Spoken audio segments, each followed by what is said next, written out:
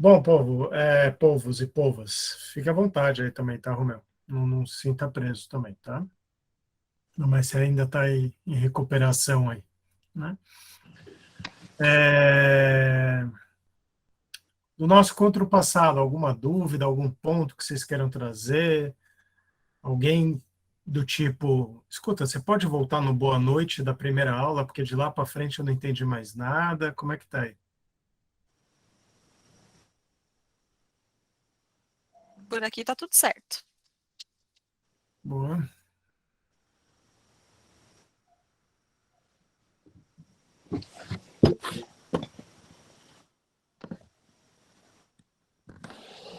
Hoje, boa noite também para Gi, para todo mundo que está aí nos acompanhando. Bom, compartilhar aqui então, tá? Ah, só para a gente fazer uma sessão Remember primeiro. Então, só recapitulando, né? O que a gente falou aí no nosso. Deixa eu só arrumar aqui. Pronto. Aqui no nosso primeiro encontro, no sentido de que, bom, primeiro, aplicação material da norma, né? Pessoa natural, identificada ou identificável. Se for pessoa jurídica, vou me socorrer ao resto do sistema. Código de Defesa do Consumidor, quando a relação for de consumo ou equiparada a, né? A própria Constituição, Código Civil e todo o resto do sistema, como os estatutos, criança adolescente, pessoa com deficiência e tudo mais, tá? Então, para a aplicação da LGPD, a gente tem que olhar pessoa com deficiência, tá? Pronto. A aplicação territorial da norma, né? Dados coletados ou tratados no Brasil, de pessoas situadas no Brasil, ou com resultado, ou seja, oferta de produto ou serviço no Brasil. Tá? E aqui eu lembro de ter falado com vocês a questão de que a gente pode ter situações de sobreposição de normas. Se eu tiver uma pessoa com cidadania europeia ou dupla cidadania europeia e brasileira, a lei europeia, a GDPR, ela prevê que é o cidadão europeu, não importa onde ele esteja. Né? Tem, óbvio, que uma dificuldade de aplicação. Como é que eu vou dar uma multa da GDPR para uma empresa aqui no Brasil, se não tiver um representante lá? Né? Mas, sendo um cidadão europeu, tem uma sobreposição, então, na verdade, vai aplicar LGPD mais GDPR, que é a legislação europeia. Tá? E falamos aí dos 10 mandamentos da norma, lembrando que, além desses 10 que aí estão, que a gente vai revisitar rapidinho, eu também tenho questão vinculada à boa-fé objetiva, por ser uma cláusula geral, né, de ordem pública, ou seja, um princípio que foi positivado, função social, equilíbrio econômico-financeiro, justiça contratual, todos esses grandes princípios de ordem pública também devem ser seguidos. Tá? Proporcionalidade, razoabilidade, esses dois vão ser muito importantes hoje, inclusive por uma série de coisas que a gente vai falar hoje, proporcionalidade e razoabilidade. Então, não é pelo fato de que tenho um rol com 10 grandes princípios ali na lei que a gente vai desprezar o resto. Eu tenho que olhar isso sistemicamente. Tá? Além, então, de todos esses princípios gerais, os princípios específicos da norma. E aí eu separei em 3 grandes blocos aí, né, no nosso encontro passado, que é finalidade, adequação e necessidade, alguns blocos, né? Então, esse é o primeiro bloco. Qual é a finalidade que eu estou coletando o dado? Está adequado ou não? Então, finalidade, é entrar na academia. Eu estou colocando o dedão lá para entrar na academia. Tá, mas é um estúdio de Pilates que não tem nada automatizado. Eu não preciso nada mais para colocar, eu preciso colocar meu dedão lá, coletar a minha digital. Então, é adequado coletar digital? E mais, é necessário? já que nenhum outro equipamento vai precisar. Percebe? Então, se eu estou falando de uma academia toda high-tech, faz sentido, porque eu vou precisar da digital para liberar equipamentos. Se eu estou falando de uma outra, num esquema analógico, né? Não faz sentido. Então, é interessante que eu aconselho o meu cliente a verificar de outra forma quem está entrando ou não, seja por senha, seja por um cartão de acesso, seja qualquer outra forma, tá? Então, essa é a primeira tríade aí. A segunda que a gente falou, o livre acesso, qualidade dos dados e transparência, né? Então, aqui a gente tem o segundo bloco, que começa aqui no livre acesso, tá? Livre acesso é franquear acesso ao titular de dados, ou seja, falar se eu tenho ou não tenho dados. E para isso eu tenho que ter um canal de comunicação. Como assim um canal de comunicação? Estamos falando da lojinha do Zé das Couves da esquina. Ele vai ter que ter um canal de comunicação se ele for um controlador de dados. Tá? Então, ele tem que franquear livre acesso para os titulares, os dados têm que estar adequados, ou seja, eles têm que estar atualizados, e isso é um baita desafio, principalmente quando a gente coleta dados a partir de redes sociais. Então, eu fui lá, coletei um dado, pegando a Tati aqui de exemplo, tá, Tati? Me desculpa. Já peço desculpa antecipado, né? Eu ponho lá na minha base de dados, a Tatiana está grávida. Legal, daqui a poucas semanas, essa realidade vai mudar, né? Uma vez mudando essa realidade, eu tenho que atualizar os dados. Tá? E fazer esse controle para quem coleta dados via rede social é super difícil. Tá? Então, os dados têm que ter uma qualidade adequada, ou seja, estarem atualizados. E transparência, ou seja, ser claro, transparente em quais dados vocês têm e para que está sendo usado. Vocês barra seus clientes. Tá? Tudo bem? Vamos lembrar só que também, eu acho que eu não fui tão enfático, talvez no primeiro encontro, que quem coleta dado para efeito da lei é pessoa jurídica e pessoa física.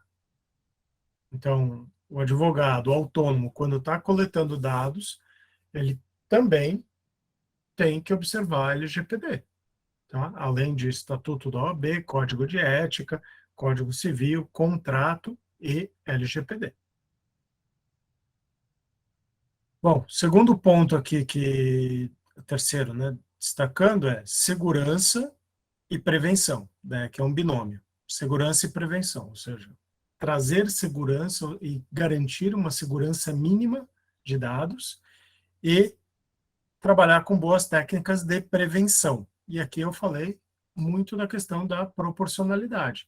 Então, se eu estou falando de um pequeno escritório de advocacia, uma advocacia unipessoal, né? A realidade é uma, que tipo de seguranças ou de softwares de segurança e prevenção esse escritório terá versus Pinheiro Neto, Tosini Freire, Demarest, Matos Filho, Machado Meyer, para pegar Urbano Vitalino, para pegar os grandes, né? Então, se eu estou falando desses escritórios, o padrão de segurança e prevenção é totalmente diferente da realidade de um escritório de menor porte, porque eu tenho que observar proporcionalidade, né? Então, eu não posso ter o mesmo nível de exigência. E aqui vale também mais um lembrete: a certeza de que dados já vazaram ou irão vazar, né? Na verdade, quase todo mundo já teve dados vazados.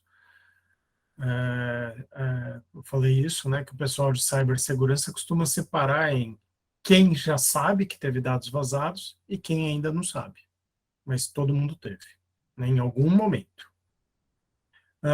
Não discriminação, ou seja, atendi tudo isso, e os dados que eu tenho em mãos não podem ser usados para discriminação, em hipótese alguma.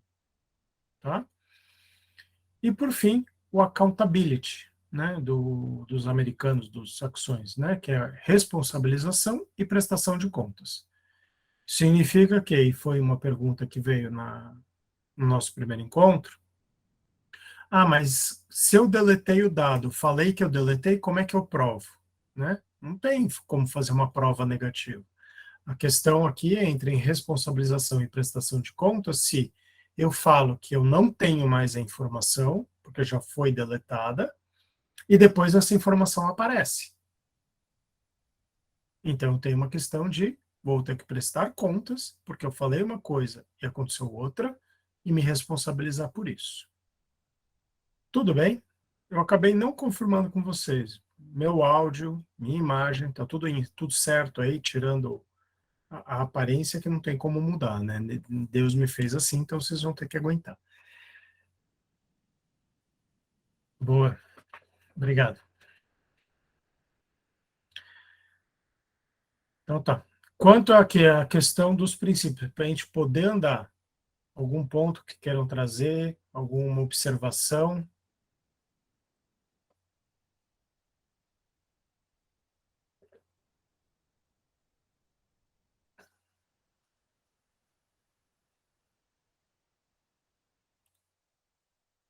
Imagino que tudo bem, então, né? Então, eu vou compartilhar aqui um vídeo, que é esse que está no link aqui, tá? Calma. Aqui.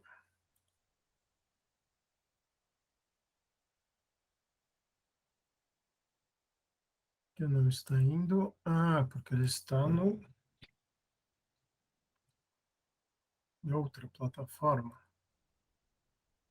Por que que ele abriu em outra? Um minuto só. Questão técnica aqui.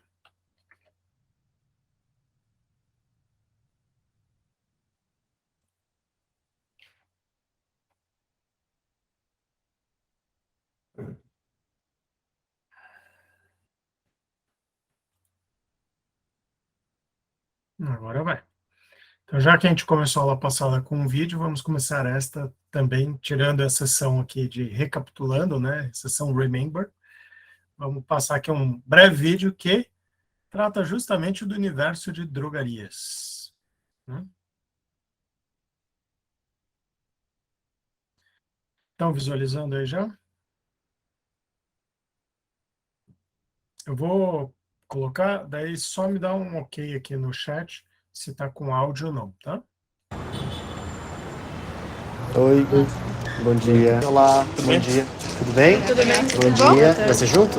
Vai. Posso tirar uma foto sua pro cadastro? Oi? Posso fazer uma foto sua pro nosso cadastro? Mas eu só vou comprar um shampoo e uma escova de dente. Precisa disso? O que eu tenho que fazer?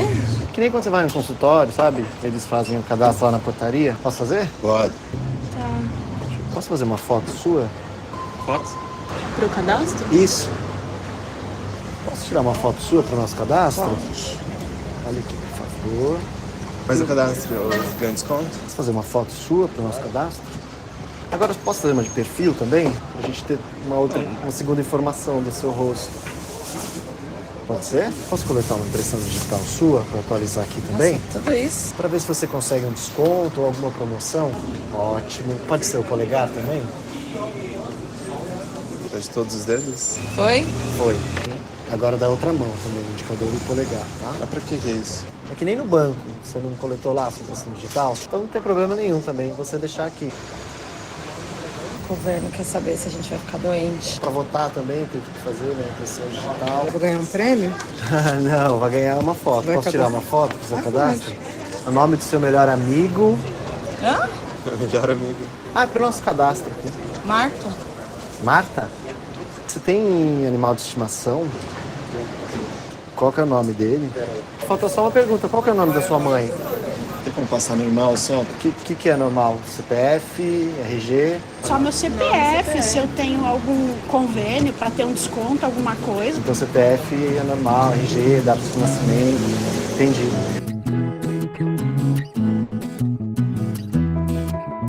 Você não achou estranho tirar a impressão digital na farmácia? Não? Não. É, no banco tira, né? É. Às vezes em algum escritório, alguma coisa assim. Normalmente eu não passo de jeito nenhum. Só quando eu faço o cadastro no lugar. Aí você confia. Você não achou estranho de perguntar isso? Eu achei. É, pra eu comprar um desodorante é bem estranho. Então, em outros lugares, tudo bem passar, né?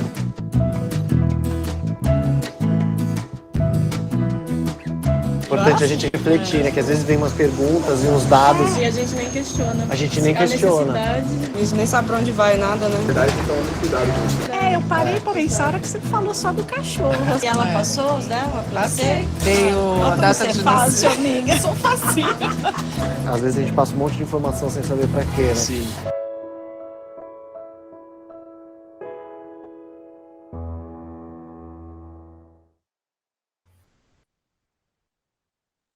E aí, já tinham visto esse ou não?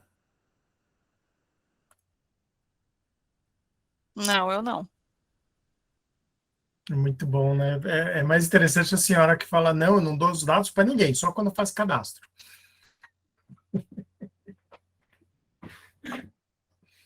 Né? E quantas vezes vão pedindo dados e a pessoa vai dando, né? Até a gente, às vezes, né?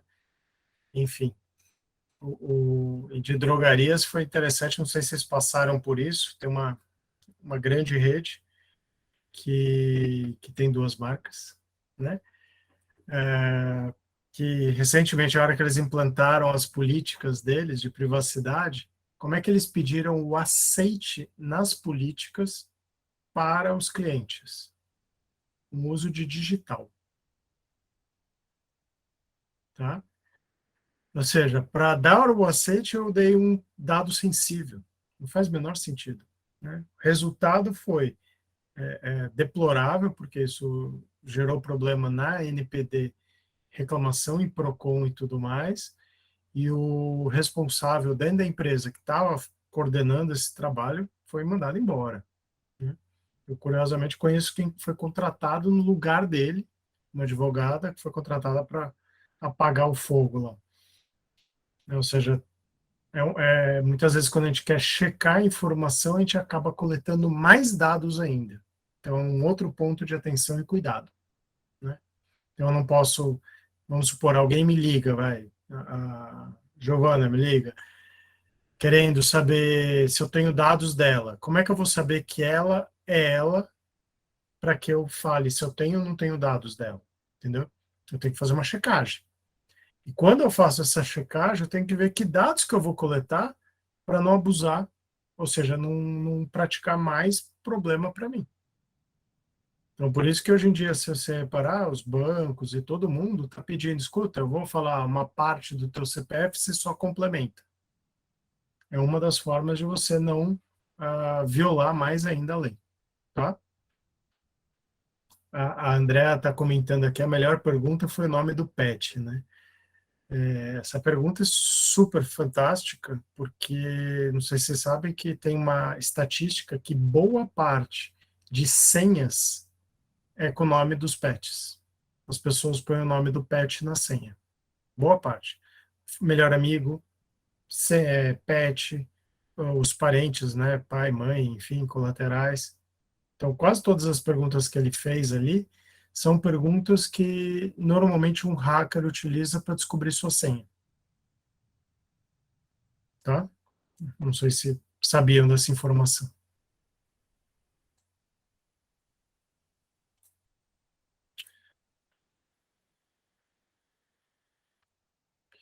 E daí tá todo mundo agora pensando, a Tati já escreveu que não sabia, né? Tá pensando, putz, eu tenho um monte de senha assim, eu tenho que ir lá e mudar, né?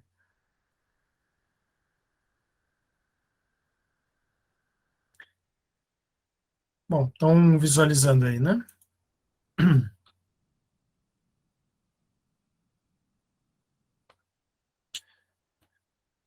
Bom, pessoal, a gente vai entrar agora, então, em algumas partes específicas da norma, que eu estou chamando aqui de estrutura complementar. Então, na quinta passada, a gente falou da questão do consentimento, né, bastante, falamos da questão das bases legais todas, a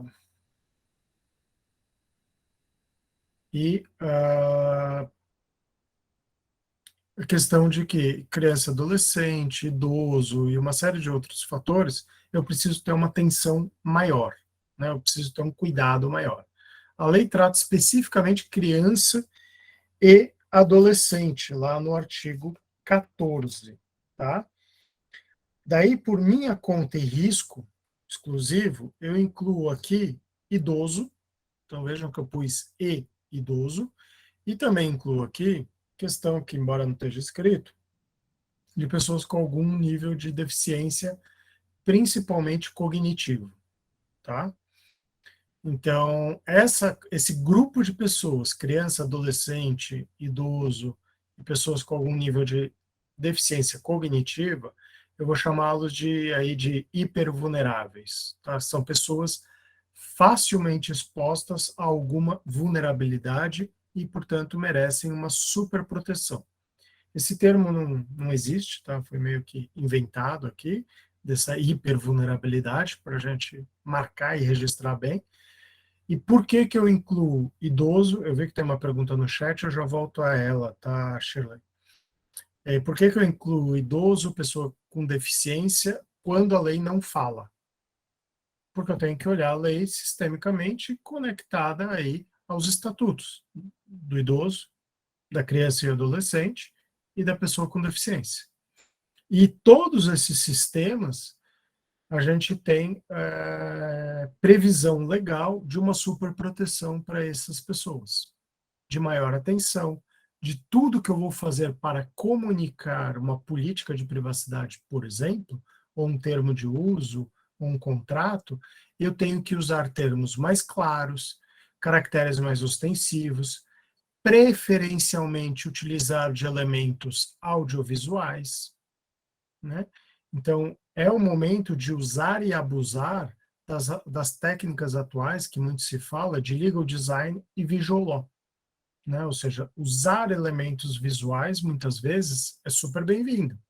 Só que para isso eu tenho que saber quem é o meu público-alvo. Eu tenho que saber com quem eu estou comunicando.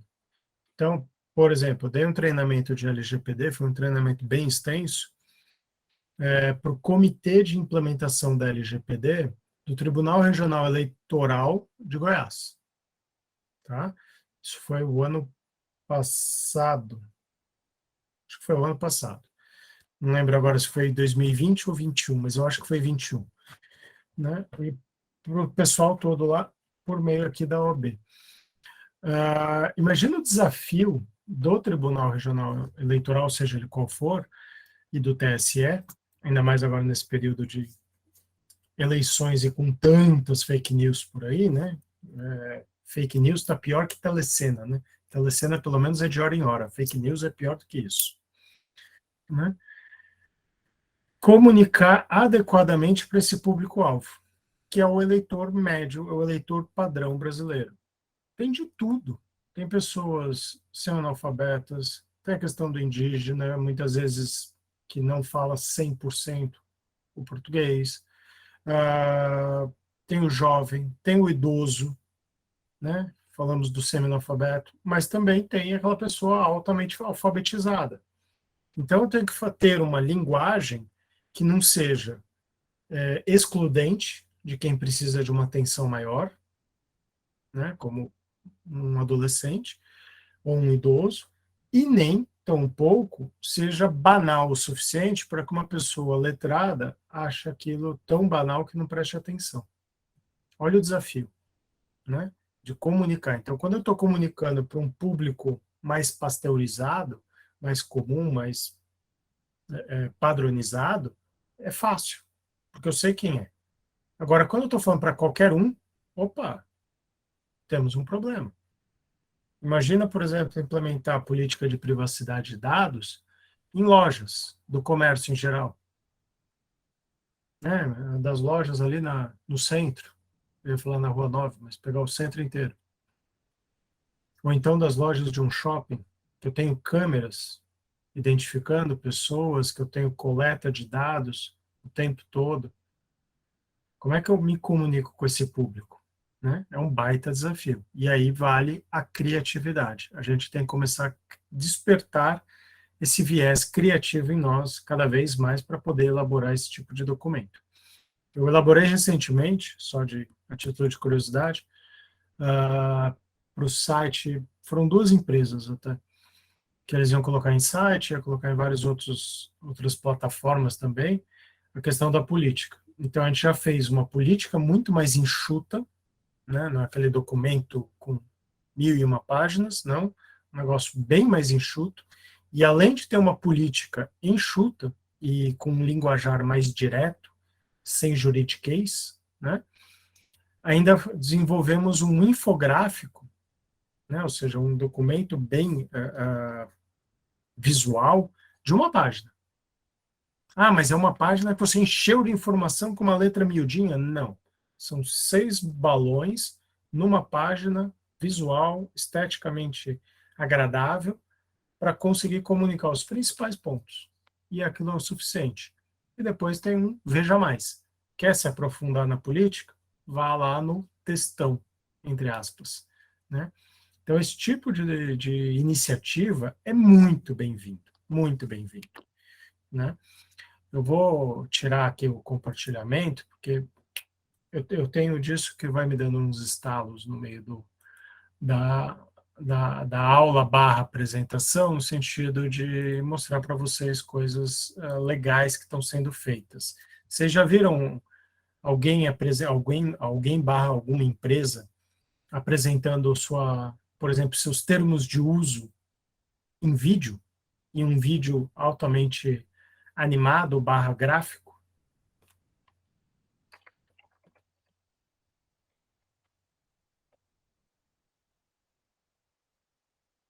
Inclusive, eles brincam nesse vídeo, que é o meu, como é que eles falam lá? Tem algum lugar lá que eles escrevem, é o meu primeiro li, vi e ouvi, e aceitei. Né? Então, não é só aquele li e aceitei, é li, vi, ouvi e aceitei. Eles até brincam. É o pessoal do Will Bank. O Will Bank é uma fintech, né, um banco desses tecnológicos. É um dos maiores, não é padrão C6 e nem Nubank, mas tá ali, tá crescendo muito o Will Bank, não sei se vocês conhecem o Will, né? Deixa eu achar aqui. Eles ainda criaram, eu conheço bem a Aline, que é a líder desse projeto, fantástica, para gerir esse tipo de atividade, e é um vídeo de 2 minutos, só isso. Olá. Aqui, achei. E eles ainda divulgaram o vídeo com voz masculina e voz feminina, para você escolher, né? Ou seja, conforme for o público. Quer ver? Ó? Então, eu vou passar esse vídeo e daí a gente volta na sequência de LGPD. O vídeo não tem a ver exatamente com LGPD, mas mostra isso que eu estou falando para vocês. Óbvio que para fazer isso você precisa de uma agência, precisa de um produtor, mas a ideia toda surgiu dentro do jurídico, capitaneado pela Aline, né, que ela já tinha feito uma outra atividade muito semelhante numa outra empresa de tecnologia e crédito, né, numa outra fintech, e foi contratada pelo Will, acho que há uns 2 anos já, e eles assumiram esse desafio. Como é que eu ponho o contrato de um banco e de um cartão de crédito num vídeo de 2 minutos?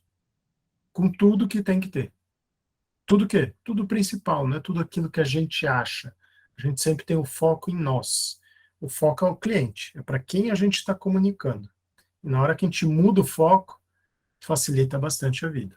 Né? Eu falei bastante disso no curso que eu dei aqui pela Bessalto, a convite do Romeu, né? Curso não, foi uma palestra de Legal Design e Visual Law, que é uma temática que a gente pode até voltar aí qualquer dia desses. Tá? Deixa eu passar aqui então para vocês.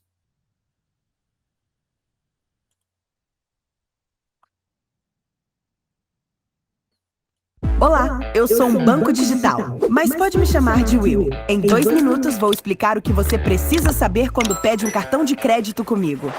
Tudo começa com sua análise de crédito. Você se cadastra no app, eu confiro seus dados e documentos, e se tiver tudo certinho, eu crio sua conta e seu limite de crédito. É importante saber que eu posso alterar o seu limite, tá? Mas eu aviso toda vez que isso acontecer. Você pode usar o seu cartão para pagar contas, fazer saques e realizar compras à vista e parceladas dentro ou fora do Brasil. E o melhor, sem tarifas nem nada, sou 100% grátis. Sua fatura vai ser enviada por e-mail todo mês, mas dá para consultar o valor a qualquer momento no aplicativo. Você pode pagar pelo app, na lotérica ou no banco. E se tiver sem grana, dá para pagar o valor mínimo da fatura e parcelar o restante. Só lembra que quando você atrasa o pagamento ou parcela a fatura, tem juros, combinado? Depois que você paga a fatura, eu libero o limite de crédito rapidinho. Bora falar de segurança? Te dar suporte e prevenir fraudes é uma missão que levo muito a sério. Por isso, eu nunca vou pedir nenhum dado nem enviar mensagens por redes sociais ou WhatsApp. Se isso rolar, é golpe. Só falo com você pelo chat do app ou pelo e-mail.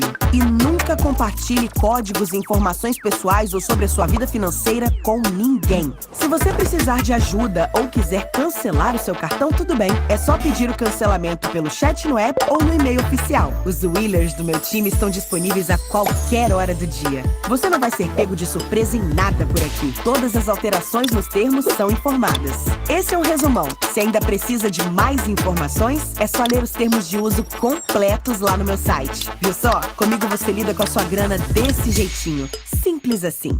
É isso. E de novo, muito prazer. Eu sou um banco digital, mas pode me chamar de Will.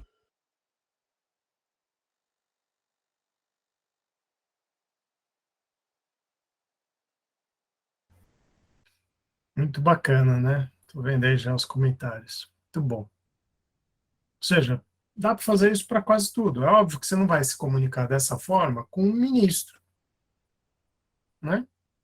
Mas, se você pega um público geral, por que não? Né? Isso tem validade? Lógico que tem. Tá? Contrato, em regra geral, no Brasil, e política de privacidade é um contrato, não se enganem, tá? É um contrato, termo de uso é um contrato, por adesão, mas é. Então, contrato no Brasil, em geral, é forma livre. Se é forma livre, por que não? Tá? Então, é plenamente possível fazer isso. Bom, antes de eu voltar aqui à sequência de slides, a Sheila perguntou lá atrás, né, se existe uma lista de senhas passíveis de serem hackeadas. Vamos lá, só uma questão de segurança aí, né, Sheila? Toda senha é passível de ser hackeada. A questão é maior ou menor facilidade de hackear. Né? Então, se eu ponho lá ABC123, ficou fácil. Né? Põe o nome do pet, ficou fácil. Põe o nome de algum parente, ficou fácil. Né? Então, primeira coisa é desvincular de elementos que estejam próximos. Tá? Cruzar letras, números, letra maiúscula, minúscula, números, caracteres especiais, já dificulta a beça. Tá? E principalmente se for aquelas senhas que são uma sequência de letras que não é uma palavra, não forma uma palavra. O problema desse tipo de senha é que a gente esquece. Né? Então, existe softwares que são cofres de senhas próprios para isso. É legal usar um negócio desse. E é bem seguro. Tá? Mas certamente, assim, um time de cybersecurity, de segurança de internet e tudo mais, vai poder ajudar você melhor. Mas seguindo essas dicas já é interessante. E se você pegar alguém de uma empresa aí principalmente algumas pessoas mais novas que entendem um pouco e sabem pesquisar na dark web, né, na deep web, desculpa, que é a parte que a gente não enxerga da internet, a gente enxerga só a ponta do iceberg. Existe um iceberg inteiro para baixo, que é a deep web, né, que é a internet profunda, onde as coisas ilícitas acontecem, com venda de drogas, venda de órgãos, venda de corpo, de pessoas, enfim, acontece de tudo lá. E lá é possível descobrir se a tua senha um dia já foi hackeada. Né? Tem listas e listas de senhas lá. Por isso que é mais ou menos fácil hackear. Tá? Não sei se eu te ajudei, Shirley, ou se eu deixei mais preocupada ainda. Mas, enfim, tá? Então, voltando aqui à sequência, então, o que eu falava, né? Ou seja, se eu estou usando e captando dados e informações de uma criança, adolescente, um idoso, uma pessoa com algum nível de deficiência cognitiva, eu tenho que tomar cuidado. Então, eu tenho que comunicar melhor. Comunicar melhor, eu tenho que ver para quem eu estou comunicando. Né? Olha o último bullet, o último ponto desse slide aqui, ó, as informações prestadas considerando características físico-motoras, ou seja, qual é a aptidão daquela pessoa. Se é um cadeirante, como é que eu vou garantir o acesso? Se é um deficiente visual, por que não ter um modelo em braille ou em áudio? E daí entra vídeo ou áudio, né? Perceptivas, sensoriais, intelectuais do usuário. Então, permitindo o recurso audiovisual. A lei manda a gente aplicar isso. Então, quem ainda tem dúvida se aplica ou não aplica elemento audiovisual, tá aí. A lei está mandando. Está dando a dica. Faça. Né? Mas está falando só para criança e adolescente. Sim, se vale para eles, vale para todo mundo. Tá? Então, para esse público, eu preciso de consentimento específico e daí eu tenho que ter o acompanhamento de um responsável. O responsável aqui nos termos da lei não precisa ser o responsável legal do dia a dia, tá? Mas quem está acompanhando. É a mesma dinâmica de entrada, por exemplo, numa sala de cinema. O filme é recomendado para maiores de 18. Entra um jovem lá de 12 anos de idade, mas acompanhado de um maior. De uma pessoa maior de idade. Resolvido. Segue. Ninguém vai ficar olhando e falando, você que está acompanhando o jovem, quem é você? Não, eu sou o responsável pela pessoa. Daí vai. Óbvio que se você for coletar dados mais sensíveis, é razoavelmente prudente que você pegue do responsável legal. Então, se você está elaborando uma política de privacidade e proteção de dados para uma escola infantil, de primeira infância, vamos prestar mais atenção nisso. Né? Quem é o responsável legal? Não vou pegar a autorização de qualquer um, é diferente. Tá? Então, razoabilidade. Quando é possível coletar dados sem autorização, sem ter autorização, tá? Mas é vedado o armazenamento. Eu posso coletar, vou tratar, usar e deletar, ou seja, eu não vou armazenar, tá? Quando a criança ou adolescente estiver exposto a uma situação, criança, adolescente, idoso e tudo mais, tá? Estiver exposto a uma situação de risco de saúde ou de vida. Então, imagina lá, aquela situação, excursão, terceira idade, tem alguns familiares que às vezes querem um descanso lá da pessoa idosa, põe a pessoa idosa no raio do ônibus e tchau. E não avisa ninguém que a pessoa tem Alzheimer. Isso acontece, tá? Bastante. Converse com o pessoal de turismo que vocês vão ver. Não sei se alguém aqui advoga para esse segmento, né, turismo. E principalmente turismo de terceira idade. Isso acontecia antes da pandemia, não sei como está agora, mas acontecia com muita frequência. Daí você vai lá e resgata aquela pessoa que, querendo ou não, tem uma baixa capacidade cognitiva e está perdida. Você pode avançar nos dados dessa pessoa justamente para tirar a pessoa daquela situação de perigo. A criança que se perdeu, ou que está exposta a uma situação de risco de vida e por aí vai. Tá? Então, tudo isso é possível. Outra questão é a participação em jogos virtuais. Eu vou falando aqui, vocês não estão sinalizando nada aí, qualquer coisa, por favor, abram seus áudios, seus vídeos, seus corações, levanta a mão, o que quiser que a gente vai interrompendo, tá? Jogos virtuais.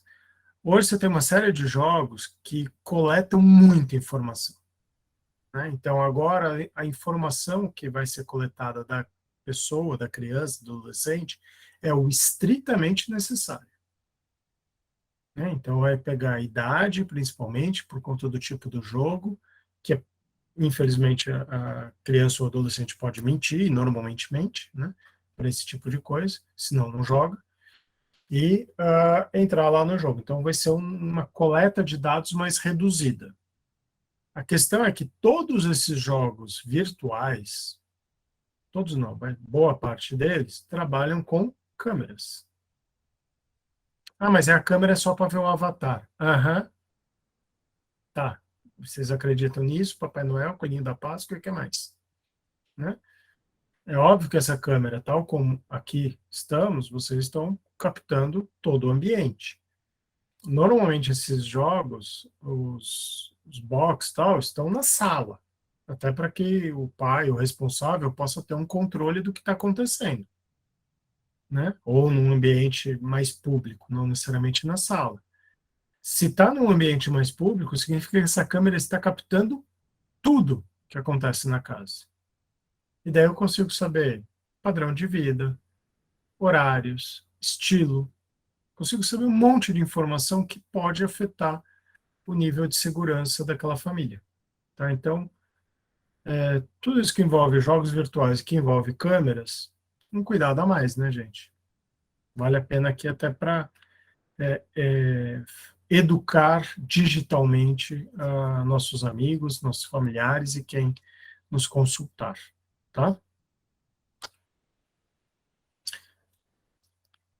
Superada a questão da criança, adolescente, idoso e pessoa com deficiência, a gente entra numa outra parte da lei, que é término do tratamento, tá? Eu vou primeiro no que está na lei, e daí eu trago o meu contraponto ao que muita gente escreve sobre a lei. Muitos dos comentaristas vão escrever uma coisa que eu não concordo muito, tá? Para variar, eu divergindo um pouco. Mas vamos lá. Primeira questão é finalidade. Alcancei a finalidade, lembra que é um dos princípios, para que eu estou coletando dado? Finalidade. O comando da lei é, alcancei a finalidade, eu não preciso mais. Finalidade ou a necessidade. Então, eu perdi a razão de ter aquele dado. Se eu for na lei pura e seca, olhar a lei isolada do mundo, como se tivesse perdido na ilha de Lost, eu falaria, acabou a finalidade, acabou a necessidade, delete o dado. Então, a pessoa entrou no prédio comercial, se identificou, fez o cara crachá lá, tirou foto, entrou no prédio. No momento que ela sai do prédio, atravessa a catraca, acabou a finalidade, em tese. Porque a pessoa não está mais ali. Eu precisei dos dados dela para liberar a entrada. A pessoa saiu. Quem leva a ferro e fogo essa lógica vai falar, não, a pessoa passou a catraca, tem que apagar. Né? Será que faz sentido isso? Quando é consentimento, que é o segundo tópico aqui, é o fim do período do consentimento. Então, se eu dou o consentimento, eu tenho que dar por um período. Qual é o período? 4 anos? Então, dados 4 anos, ou 4 meses, ou seja o que for, deleta. Né? Nessas hipóteses, comunicação do titular. Né? O titular está pedindo cancelamento também. O que eu faço? Tá? Então, veja que essas hipóteses todas não devem ser levadas a ferro e fogo. Então, se eu perdi a base legal, ou perdi o consentimento, ou a finalidade já foi cumprida, não significa que eu vou deletar todos os dados. Porque nós temos obrigações pós-contratuais. É isso que está aí no importante. Ou seja, como é que ficam as questões frente à teoria geral do direito privado e dos contratos? Ou seja, do processo obrigacional. Né? Processo obrigacional está tranquilo o termo para vocês, não?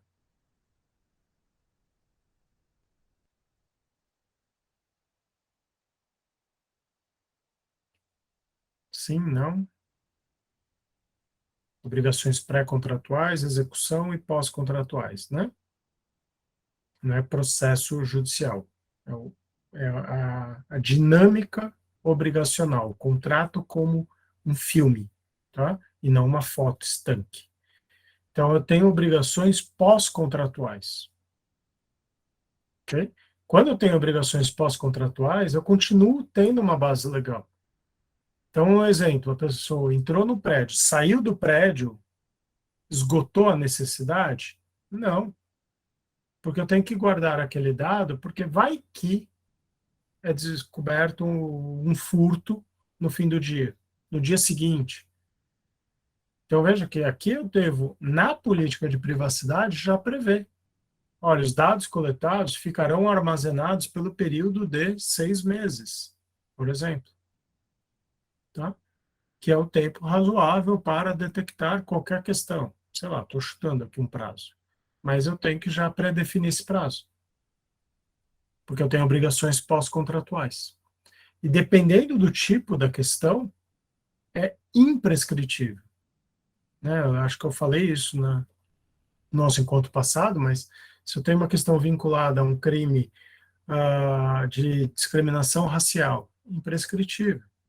Feminicídio, estamos caminhando para que seja imprescritível também, entre outros. Algumas informações mínimas de contrato, seja de contrato de funcionário ou de contrato dia a dia, eu tenho que preservar. Porque existe a ação declaratória. A ação declaratória ela é imprescritível. Então, como é que eu vou responder uma declaratória se eu não guardar nenhuma informação? Né? Alguma informação eu tenho que ter. Ok?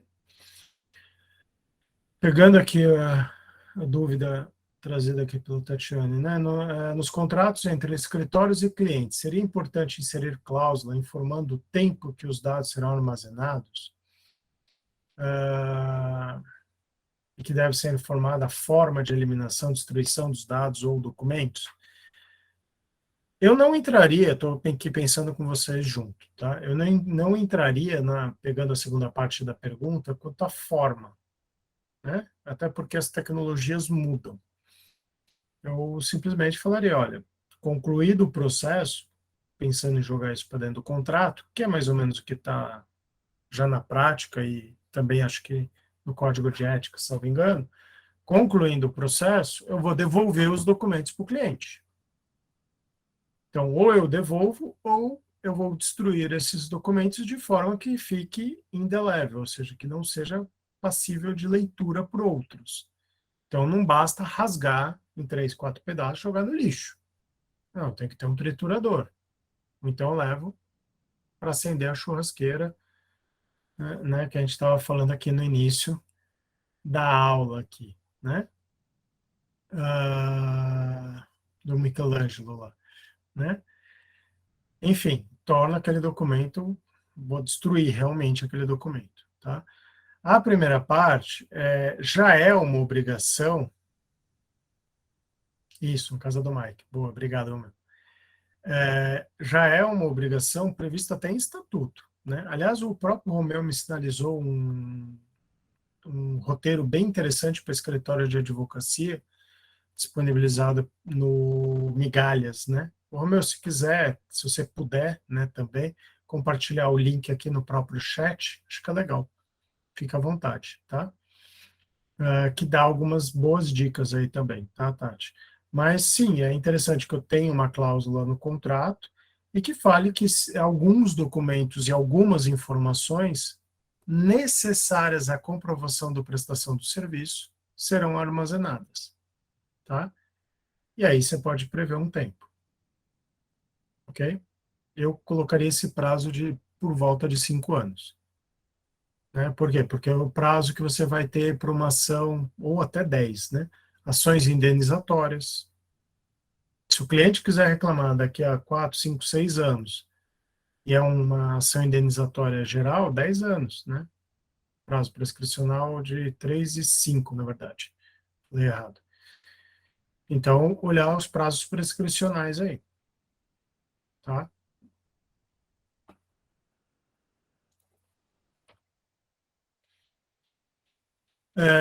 Direitos dos titulares. Então, aqui, término do tratamento, não vou levar ferro e fogo, vou ter que analisar cada caso. Sabe aquela situação de, só para fechar, né? Quando a gente tinha pasta física nos escritórios, né? Hoje é tudo eletrônico, mas pasta física, quando terminava o processo, o que a gente fazia? A gente limpava a pasta.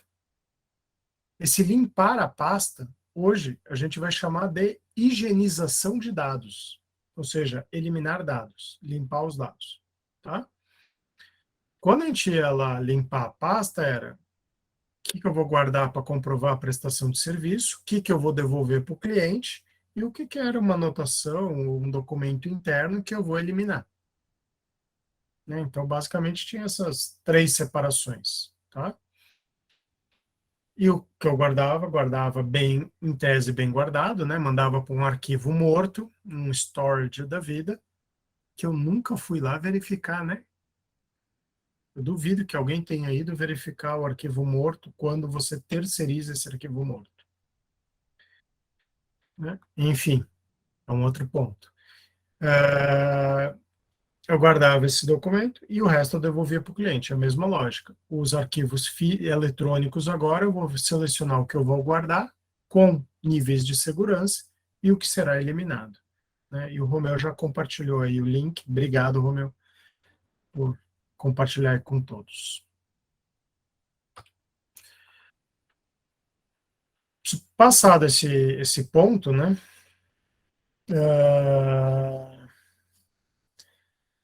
A Jéssica está trazendo uma outra pergunta. Boa, Jéssica, vou voltar aqui nesse ponto, tá? Que é a questão, preciso ter uma cláusula no contrato esclarecendo que os dados constarão de processo eletrônico público? Não. Tá? Regra geral é não. Você pode, não só pode, como é recomendado, que você tenha uma política de privacidade. O escritório tem que ter uma política. E essa política eu não preciso reproduzi-la dentro do contrato. Tá? Então, é interessante que você deixe claro para o cliente que isso vai acontecer. Isso vai estar na política. Você precisaria deixar isso tão claro? Não, porque está na lei. Tá? E, seguindo a regra geral da LINDB, ninguém pode alegar ignorância norma. Tá? Então, é uma exceção, ou seja, de autorização, portanto, é base legal, o uso da informação em processo judicial, administrativo ou arbitragem. Lembra que a gente olhou? É uma das bases legais lá. O uso das informações em processo judicial, administrativo ou arbitral. Então, eu já tenho uma autorização para uso do dado. Portanto, eu não preciso do consentimento. Se eu precisasse do consentimento, eu ia trazer para o contrato. Então, regra geral, não preciso, mas é importante que esclareça o cliente. Eu não preciso coletar o consentimento, mas é importante que eu esclareça. Tá? Até pelo próprio princípio da boa-fé. Tudo bem, Jéssica?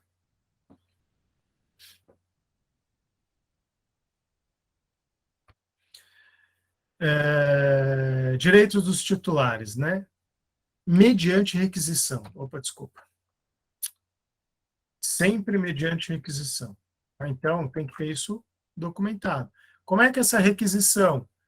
Preferencialmente meios eletrônicos. Pode ser um chat, pode ser alguma forma que documente essa requisição, mas eu tenho que ter uma requisição, um pedido do titular.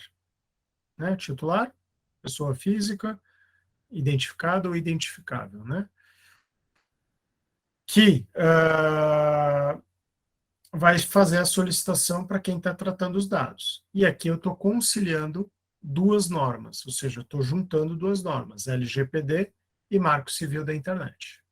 Ambos têm essa previsão. Tá? Então, é direito do titular exigir o que está lá previsto no Marco Civil e exigir o que está na LGPD. Tá? Inclusive, sobre a ótica de multas, o Marco Civil da Internet é mais pesado do que a LGPD. A gente fica muito preocupado com a multa da LGPD, que pode chegar a 50 milhões, mas a multa do Marco Civil da Internet, que está aí desde 2014, é mais pesada ainda. Porque a da LGPD é de 5% do faturamento, limitado a 5, acho que é 5, enfim, falei de cabeça agora, limitado a 50 milhões. Só que não, são 100 milhões, porque eu tenho 2 tipos de multas que podem chegar a 50 milhões. Né? E o Marco Civil fala numa multa de 10% do faturamento. E não tem teto. É 10%, ponto. Até 10%. Tá? Então, tomar cuidado com isso. Seguindo aqui em direitos dos titulares. Direito do titular, solicitar / requerer. Anonimização de dados, novo termo, né, para a gente usar aí no nosso dia a dia, que é tornar o dado anônimo. Nem todo dado eu vou conseguir torná-lo anônimo. A lei apresenta isso como uma solução mágica que resolve todos os problemas. Sobre a ótica de lei, legal.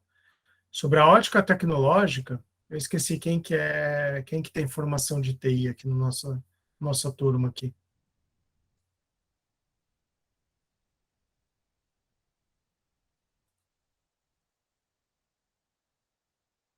Enfim, sobre a ótica técnica, nem sempre eu consigo anonimizar, porque eu perco a rastreabilidade, ou seja, eu perco a integridade do banco de dados.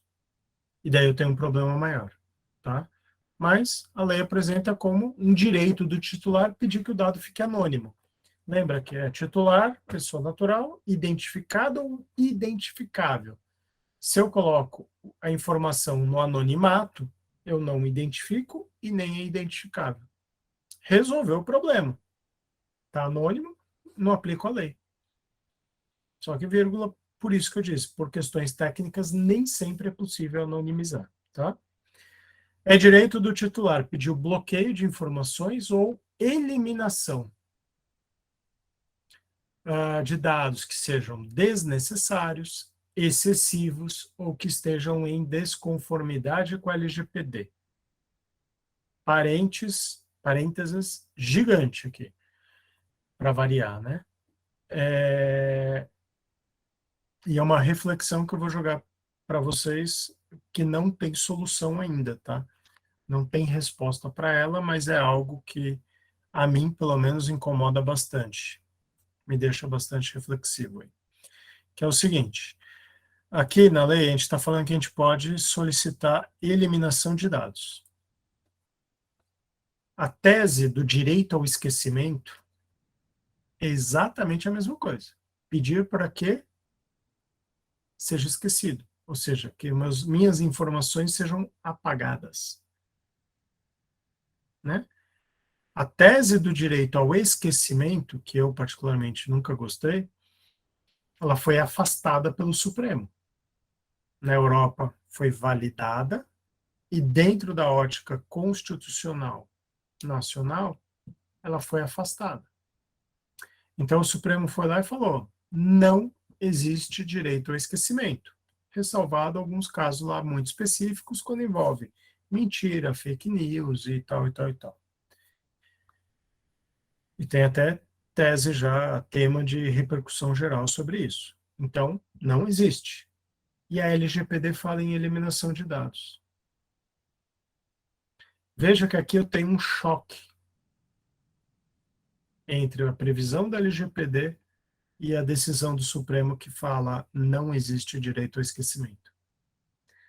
É uma questão que certamente vai parar no Supremo isso aqui para discutir de novo. E aí? Eu tenho que eliminar todo e qualquer dado e isso pode resultar na validação do direito ao esquecimento ou não? Tá? Então, hoje a gente tem esse conflito aqui entre a vigência da LGPD, quando envolver pagar dados que possam caracterizar direito ao esquecimento. Ficou clara essa ideia? Para quem não acompanhou a tese do direito ao esquecimento, talvez não tenha ficado tão claro. Então, só me sinaliza isso, tá tudo bem. Só não vale falar, aí esqueci.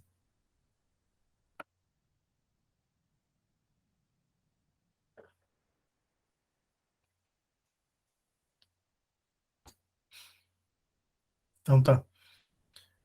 Outro ponto, que é direito do titular. Aqui tem aqueles halls de direitos maravilhosos que ninguém sabe como que vai fazer, né? Esse primeiro que eu já falei. O próximo é portabilidade de dados. Transferir dados de um lugar para o outro é complexo pra caramba.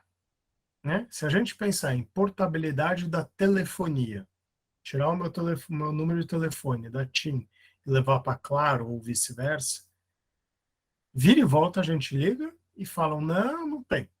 Você já tem uma resistência. E para ser implementado isso, levou-se alguns anos. E eu estou falando de duas empresas no mesmo segmento, um segmento regulado. Open Bank, ou seja, e hoje chamado de Open Finance, né?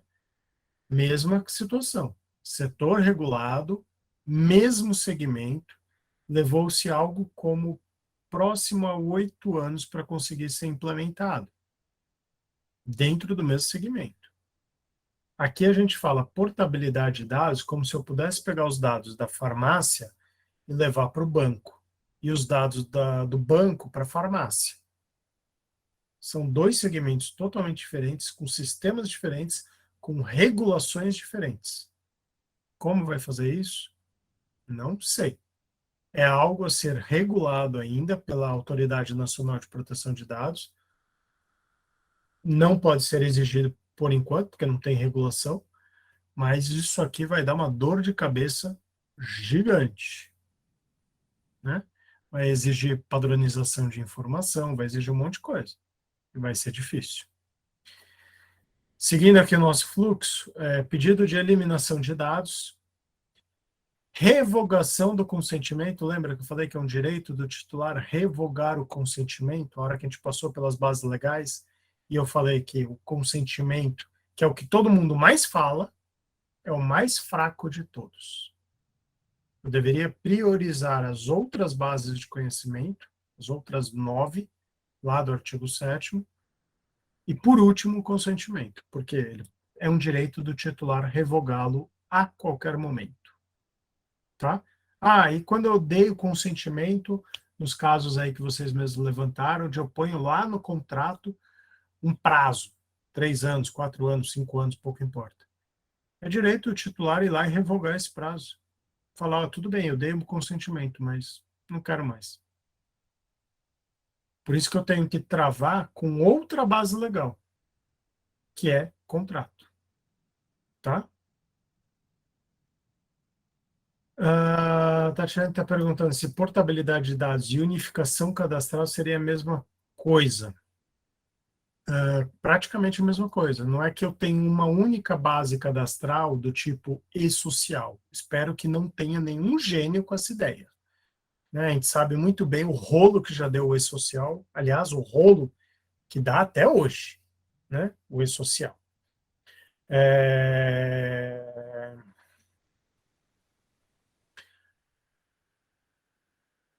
Então, criar uma base única é um negócio bem complicado. Eu diria praticamente impossível. Tá? Então, eu ter sistemas que sejam compatíveis.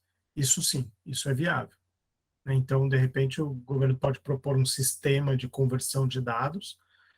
Como vai ser feito, eu não sei, mas teria que pensar. Mas uma base única, eu acho muito difícil. Tá? E, professor Romeu, já com suas perguntas a nível pós-doc, né? Se pode ter uma cláusula penal para eventual revogação do consentimento. Eu penso que não, tá, Romeu? Eu mantenho a linha do que eu falei na semana passada, e não por ego, não é por isso. Porque é um direito, né? É um direito do titular. Eu penso que aqui você não tem autonomia privada. E ao criar uma cláusula penal para exercer um direito que eu já tenho, é uma forma de burlar o direito. É um bypass no direito. É aquela história de, que me desculpe se tiver alguém aqui de imobiliária, né? Ou de administradora de condomínio, coisa do gênero. Me desculpa. Mas que adoram fazer, de falar, olha, já que a multa máxima de condomínio é 2%, então eu vou fazer diferente. Eu vou dar um desconto de 20%. Então, para quem pagar em dia, tem desconto de 20%. Pagou com um dia de atraso, paga o valor cheio. Isso é multa reversa. Isso é fraude, com todo respeito. Tá? É a mesma situação. Então, cuidado com isso, tá?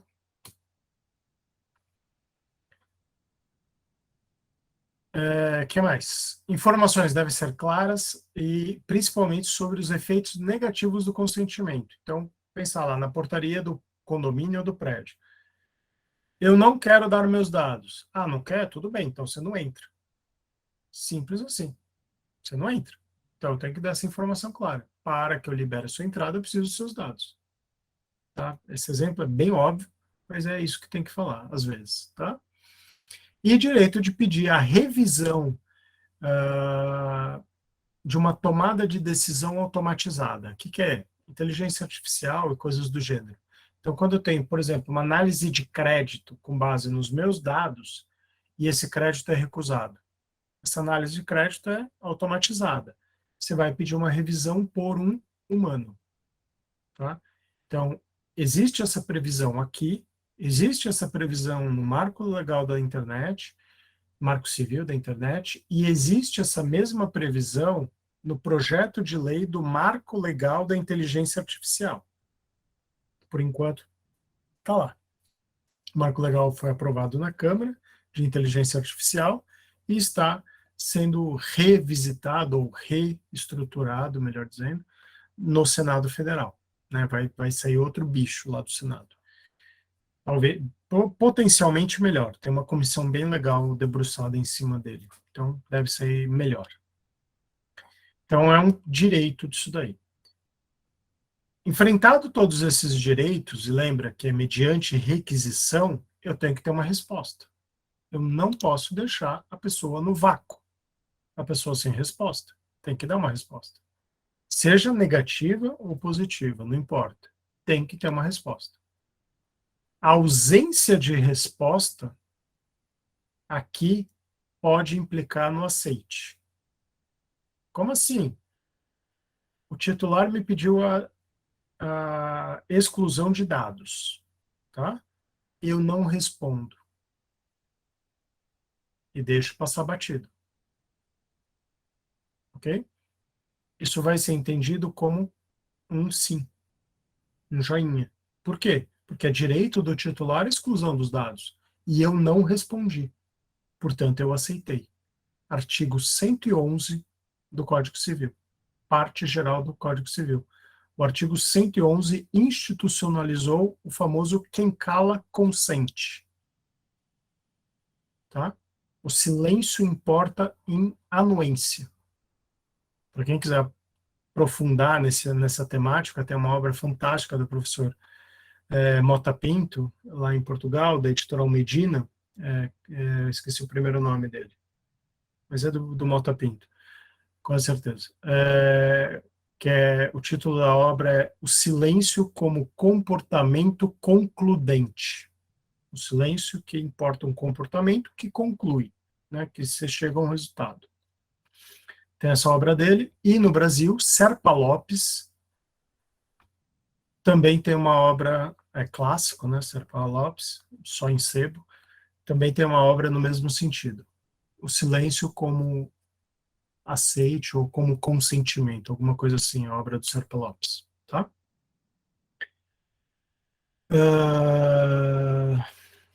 Ok. Então eu tenho que dar uma resposta. Dei a resposta, né? Eu tenho que comprovar. Então, se eu atendi, por exemplo, eliminação de dados, eu tenho que comprovar. Como é que eu comprovo que eu eliminei dados? Eu vou ficar filmando que eu estou acessando, excluindo? Não faz sentido. Isso daí será regulado ainda pela NPD, não tem regulação ainda para isso, pelo menos até ontem, não sei hoje, mas não tem. De qualquer forma, vale a declaração. No sentido, até quando eu respondi, acho que para o Romeu, enfim, no sentido que eu vou declarar, eu excluí o dado. Né? E daí o ônus da prova é meu. Porque se esse dado aparecer por aí, serelépido e pimpão, pulando para um lado e para o outro, eu vou ter que provar que eu eliminei o dado e que esse dado veio de outro lugar. Óbvio que quem alega também tem que fazer o mínimo de prova, né? Não basta simplesmente sair aí alegando e acusando os outros de as empresas e tudo mais de ter violado dados. Eu tenho que ter um mínimo de prova. Mínimo de prova. Não dá para fazer essa ligação sem nenhuma prova. Tá? Isso daí é jurisprudência já mais do que batida em vários aspectos, seja em dano moral, mesmo no rei Pisa, enfim, em vários outros aspectos. Tá?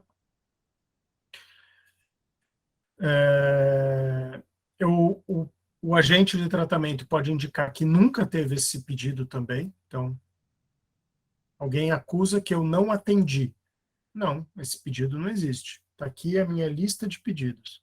Está aqui os números de protocolo. Portanto, eu tenho que ter controle disso. E nessa sequência de protocolo, esse pedido não existe. Quem está alegando não prova que fez o pedido e eu mostro na minha lista de protocolo que esse pedido não existe. Pronto. Resolveu o problema. Tá? Ou o agente de tratamento pode informar da impossibilidade de atender, que são aquelas hipóteses do tipo, eu ainda tenho uma base legal, eu tenho que guardar informações por um dever pós-contratual, então eu, o advogado, prestei o serviço jurídico, eu tenho o direito de guardar parte das informações para comprovar que eu prestei o serviço, que o serviço está ok. Tá? Então, isso tudo eu posso. E eu vou justificar isso na minha resposta. Então, eu vou comunicar que não sou o agente, ou quem que é o agente de tratamento, ou que eu não vou atender e quais são as razões. Se eu falar não, eu como agente de tratamento, seja escritório, seja lojista, aquele que tratou o dado, né? Coletou, armazenou ou tratou, as 3 hipóteses. Dou a negativa, o que acontece? O titular, o que faz com a negativa? Ele vai pegar aquela negativa e direcionar direto para a ANPD, Autoridade Nacional. E caberá à Autoridade Nacional decidir. É ela que vai bater o bumbo. Justamente por isso que já se prevê que a Autoridade Nacional, em breve, vai ser uma das maiores demandadas, né? Ou seja, o maior volume de processos provavelmente vai envolver a ANPD. Como? Mandado de segurança, né? Ou ação declaratória, mas principalmente mandado de segurança, contra decisões da ANPD. Vai chover mandado de segurança. Portanto, serviço. Tá? É necessário ter um núcleo de atendimento. Esse núcleo de atendimento está previsto lá nos artigos 18 e 19. Veja que aqui eu estou chamando de núcleo, mas pode ser uma ferramenta de WhatsApp, pode ser um e-mail, tá? Mas quem recebe esse atendimento, quem faz esse atendimento, melhor dizendo, tem que estar preparado para isso. Então, eu não posso pegar o atendimento vinculado à LGPD, não é que eu não posso, não é recomendável, né? O atendimento de LGPD e jogo no SAC, ou jogo no time de suporte, ou no time do RH, sei lá, para quem que vai jogar o atendimento. Deveria cair no DPO, no encarregado, tá? E ter um público ali que saiba atender. Por que não é ideal jogar isso no SAC, por exemplo? Porque o SAC inteiro vai ficar tendo acesso a informações de pessoas, de titulares de dados. Então, eu estou disseminando mais dados. É ruim? É péssimo. Né? Então, o correto é que eu tenha um núcleo próprio para isso. Óbvio que, olhando proporcionalidade. Se eu estou falando de uma microempresa, a situação é uma, de uma empresa de pequeno porte, de médio porte ou de grande porte. Eu tenho que olhar razoabilidade e proporcionalidade. Né? Esse núcleo de atendimento vai atender requisições, veja o termo da lei, a qualquer momento. Portanto, é 24/7. Imagina implantar isso dentro do escritório de advocacia. Não faz sentido. Né? Nenhum. Ele vai servir para confirmar se tem dados ou não, esses acessos e correção de dados, ou seja, permitir o acesso ao titular e corrigir dados. Então, o próprio titular pode ir lá e falar, não, a informação que você tem está desatualizada. Atualize aí, por favor. Esse atendimento é sem custo, ok? E a forma, tudo mais, será regulamentado pela NPD. Ainda não temos esse regulamento. Temos que esperar. Tá? Mas é sem custo. Então, eu não posso criar um 0300. Mas também não precisa criar um 0800. O sem custo é ligação normal. Isso é sem custo. Eu não posso cobrar pelo serviço. A forma que a pessoa vai chegar em mim, aí é outra história. Tá? Então, do mesmo jeito que eu pago o ônibus ou a gasolina do carro ou da moto para ir até o SCPC para tirar um extrato, supondo que eu vá presencial, esse custo eu vou ter. Aqui é a mesma coisa. Né? A informação deve ser prestada imediatamente e de forma simplificada, clara e completa. Imediatamente. Então tem que ser de bate-pronto. Se eu não tenho minhas bases de dados adequadas e se eu não estou preparado para isso, como é que eu informo imediatamente? Não informo. Portanto, o primeiro passo é organizar a casa. Tá? Então aqui, ó, informação imediata. Só que daí, na sequência, ele tem o seguinte: enviar com cópia integral dos dados num prazo de 15 dias.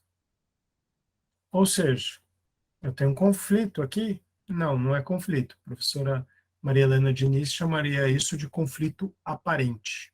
Conflito das normas. Um dos melhores livros de conflito de normas, da professora Maria Helena. Tá?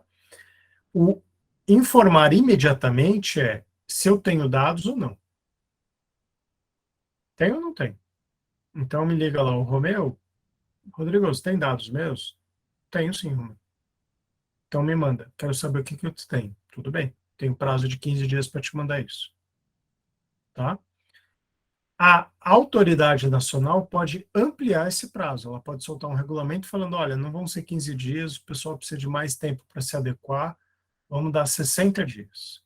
Beleza, é possível. O que ela não pode, na minha opinião, é reduzir esse prazo. Colocar menos. Também não. Aí ela está indo contra a lei. Agora, ampliar o prazo pode. Tá? Então, ela pode, a NPD, rever esses prazos, a forma de cumprimento dessas obrigações e as consequências também. Tudo em regulamentação que virá. Certamente virá. Tudo bem até aqui, gente?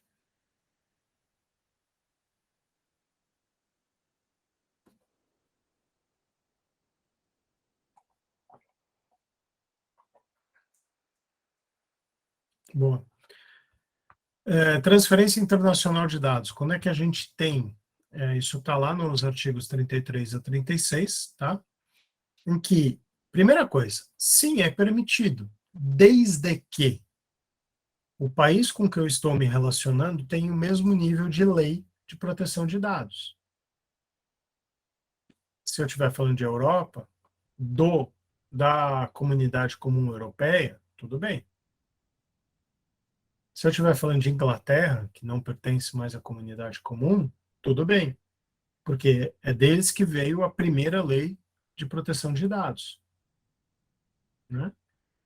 Se eu estiver falando de Estados Unidos, alto lá. De qual estado nos Estados Unidos? Se eu estiver falando de Califórnia, Miami, Nova York, Miami não, Flórida, desculpa, Nova York e alguns outros estados, ok. Mas tem vários estados que não têm uma legislação. Então eu tenho que verificar. Tá? Se eu não sei se tem ou não tem a lei, o que eu faço? Carrego para dentro do contrato o direito o dever, melhor dizendo, direito de exigir e dever de cumprir a LGPD. Eu preciso transcrever a lei inteira no contrato? Não. Põe um link para a lei, para a plataforma do governo, está tudo certo. Tá? Da mesma forma, quando a gente firma um contrato com uma empresa americana, vem lá falando que a gente segue e observa e respeita as regras da FCPA, que são regras de não corrupção. mas eu não sei o que são as regras da FCPA, vamos supor, né? Eu tenho que ir atrás. O contrato vem falando, eu tenho que seguir as regras do FCPA. E vem um link. Aqui vai ser a mesma coisa, tá? Então eu vou ter que trazer um link para a nossa lei. Se o país tem, beleza? Se não, eu tenho que trazer isso para o contrato. De qualquer forma, eu tenho que avisar e ter um consentimento específico do meu cliente, ou seja, do titular. Eu tenho que avisar e ter uma cláusula própria para transferência internacional de dados. Tá? É permitida a colaboração entre os países para efeito de investigação, abusos de informação, fake news e fraudes e tudo mais, para situações de proteção à vida, segurança e saúde. Por exemplo, troca de informações sobre população vacinada.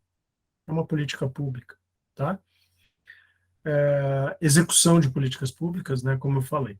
Então, para isso tudo é possível, ok? Alguns talvez estejam pensando, tá, mas isso é troca de dados internacional, isso é só para empresa grande.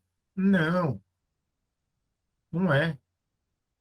Se o teu cliente ou o teu escritório mantém as informações num drive online, opa, Google Drive, o Azure, o Microsoft, um AWS, que é da Amazon.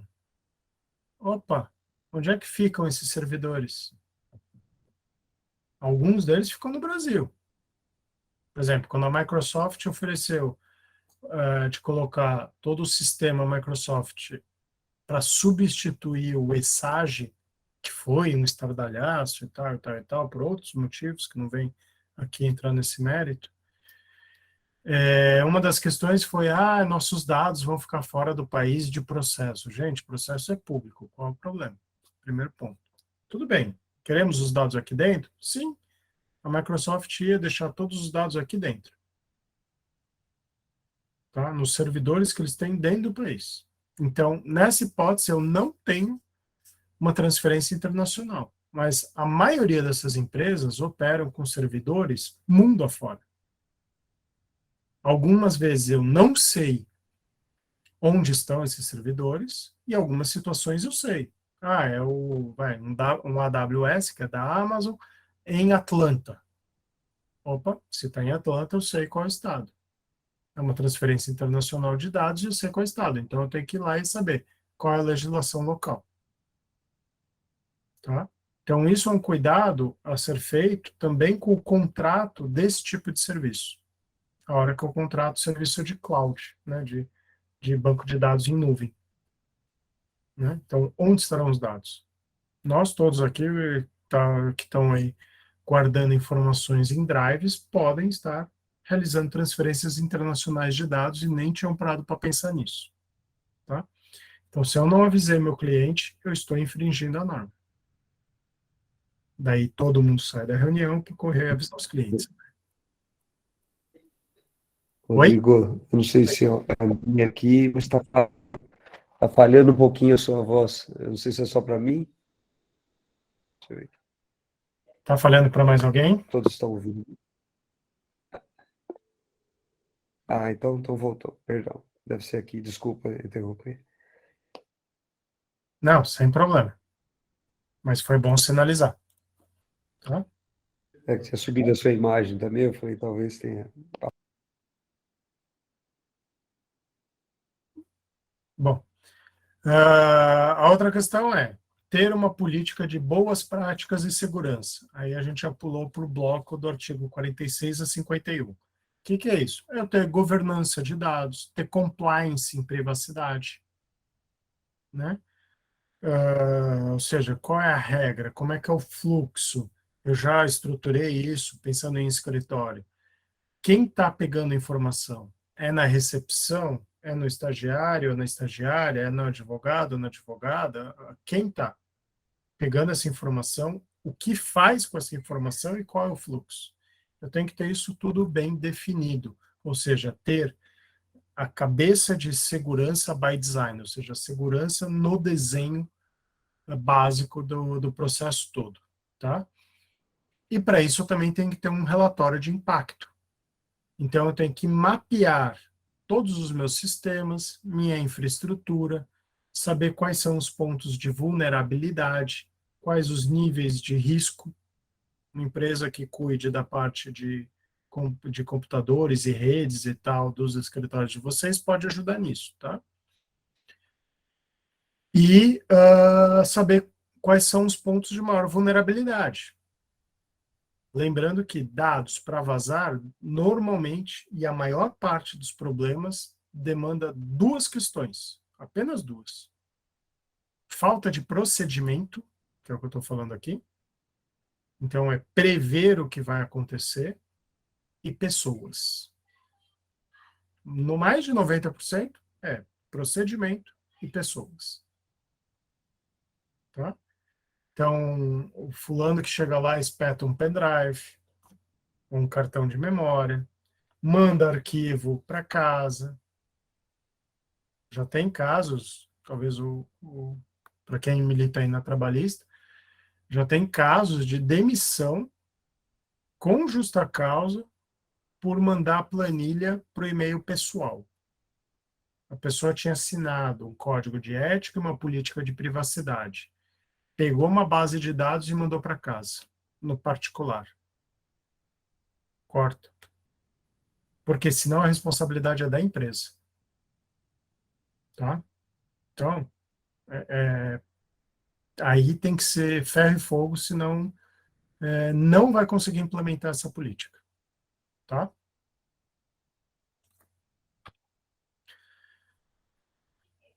Verifiquei um incidente vinculado à segurança e boas práticas. O que eu tenho que fazer?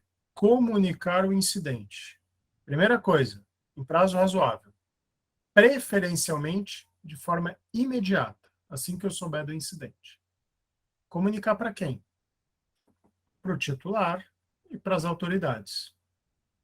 Se eu não sei que dado vazou, porque eu não fiz o dever de casa, ou seja, eu não fiz relatório de impacto, como é que eu vou comunicar? Para quem? Se eu comunico para todo mundo, problema sério de credibilidade. Ainda mais pegando aqui o nosso público, sendo escritório de advocacia. Tá? Eu tenho que descrever qual a natureza dos dados que vazou, identificar os titulares quando for possível, quais são os riscos, por isso que eu tenho que ter o relatório. Então vazaram só uma lista com o primeiro nome. Até aí tudo bem.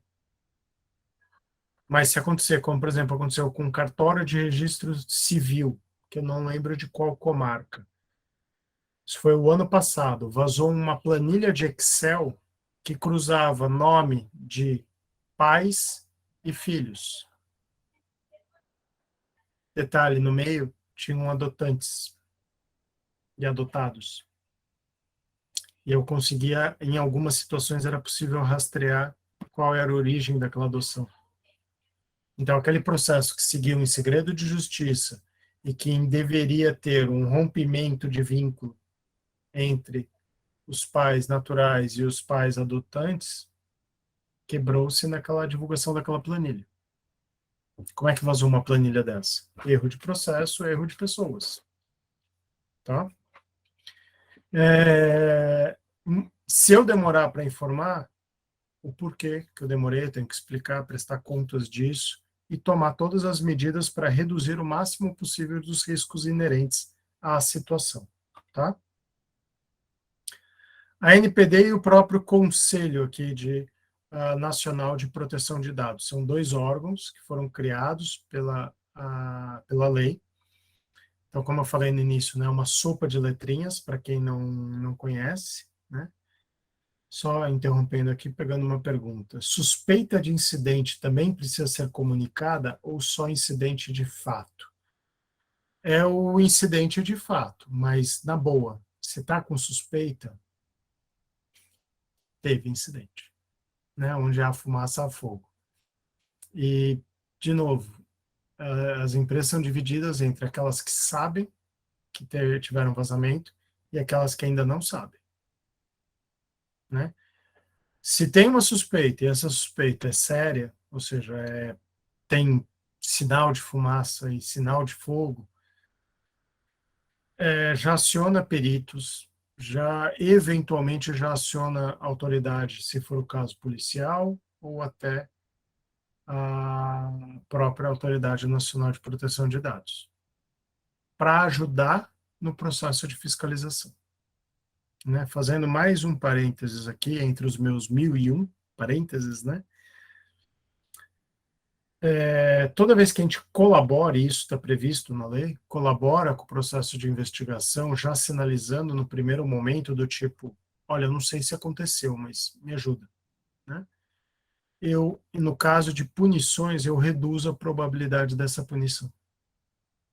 Ou eventualmente, converto ela numa advertência. Tá?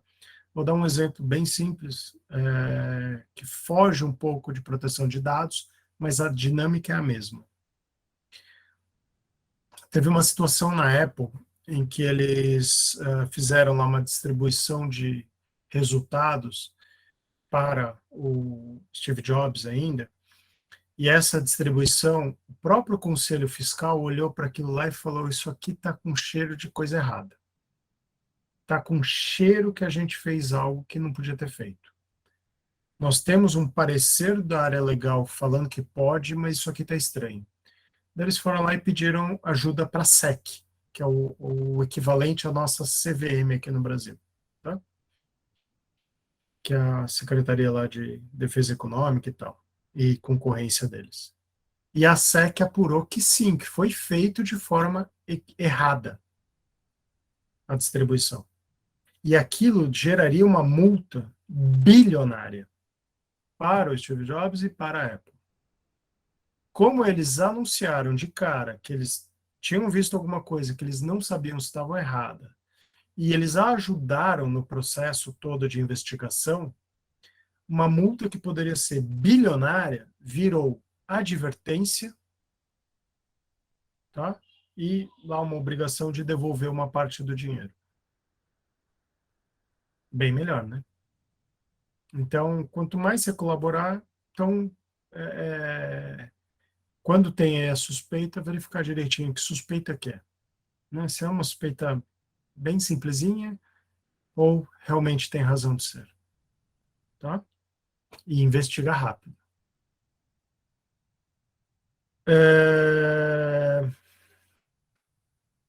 Vamos lá, a NPD ela foi implementada deveria ter sido implementada desde 2018, quando a norma foi criada.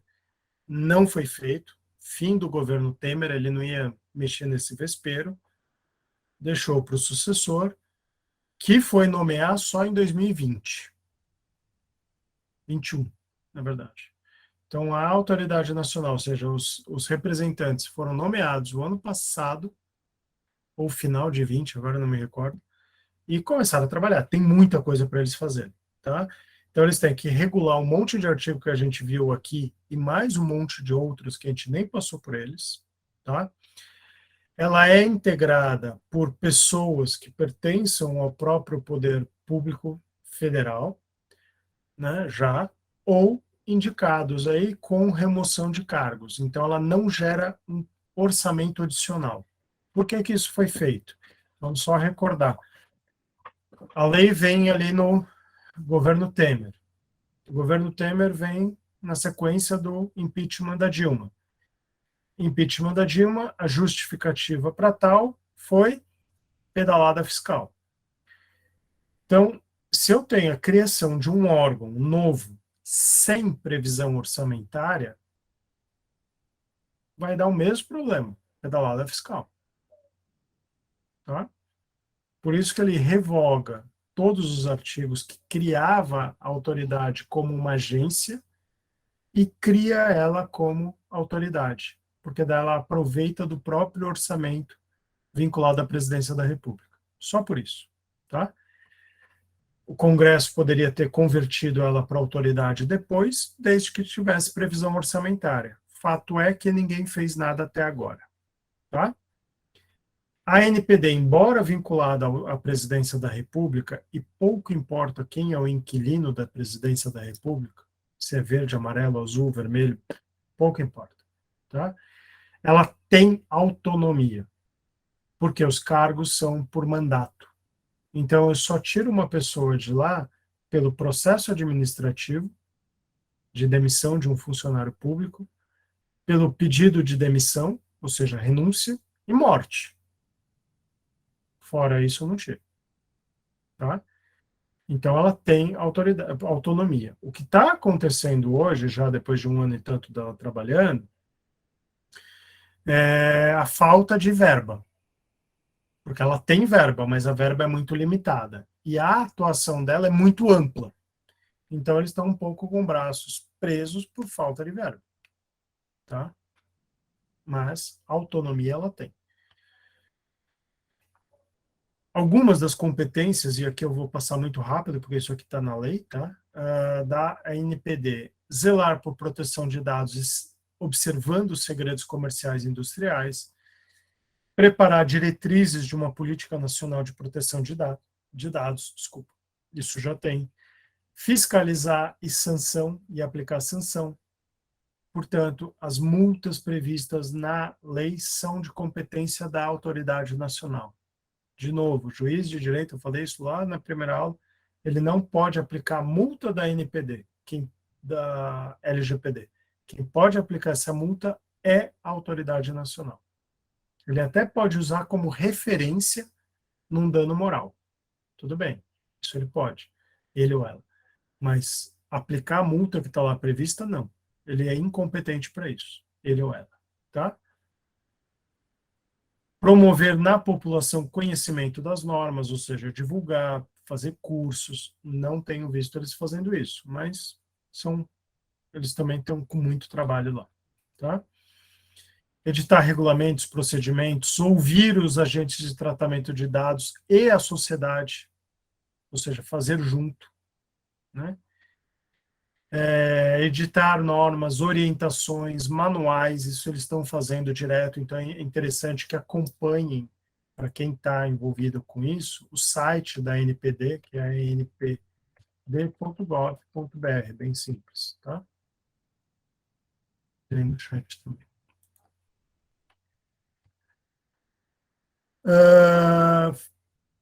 Então, esses pontos. Entrando em fiscalização e sanções, quais são as sanções possíveis, né, o enforcement da lei? Advertência, né? Alguns vão falar, advertência é coisa boba. Não, não é coisa boba.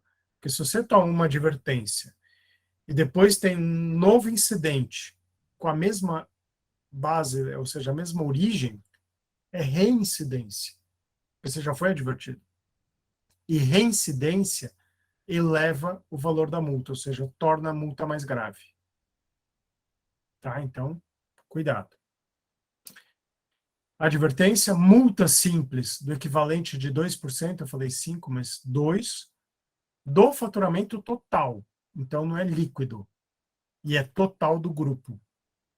Tá? No limite de 50 milhões, por infração. E a mesmo valor pode ter em multa diária. Então, se tomou uma multa por uma infração, que é não ter uma boa prática, sei lá, não ter um compliance digital de proteção de dados, e pode ser arbitrado uma multa diária, que vai até 50 milhões. Por isso que eu vou somar a multa simples com a multa diária, e posso chegar a 100 milhões. É considerável, né? Publicização da informação, ou seja, torná-la pública.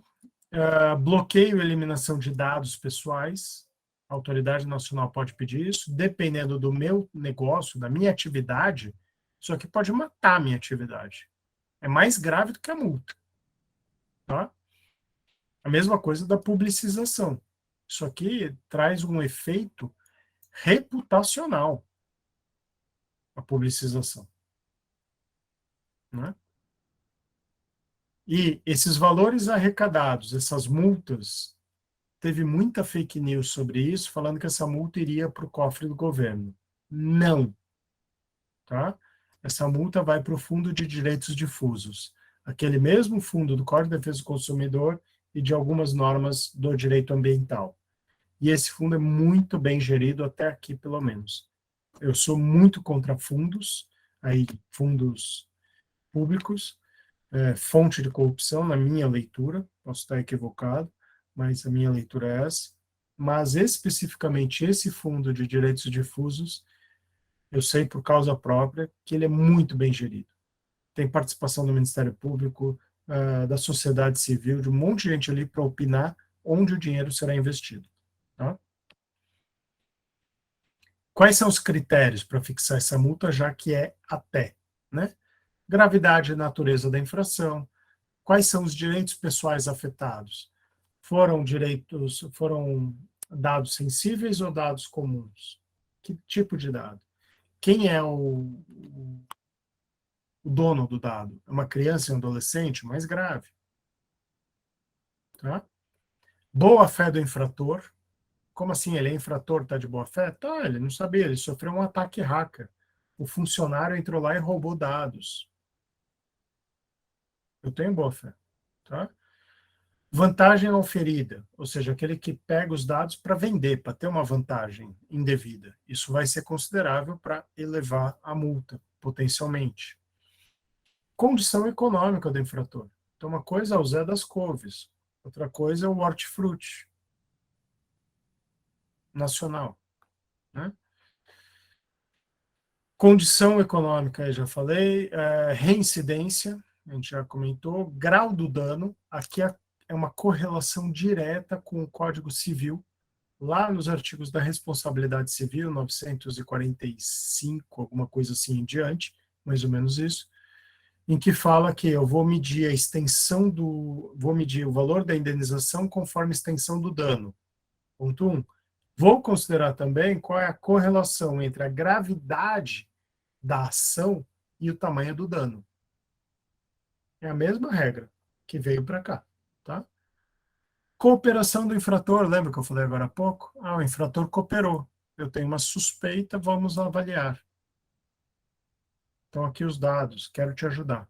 Estou cooperando. Adoção de boas práticas, compliance, governança, gestão, né? Pronta adoção de medidas. Tudo isso é considerado para ter uma multa mais alta ou mais baixa.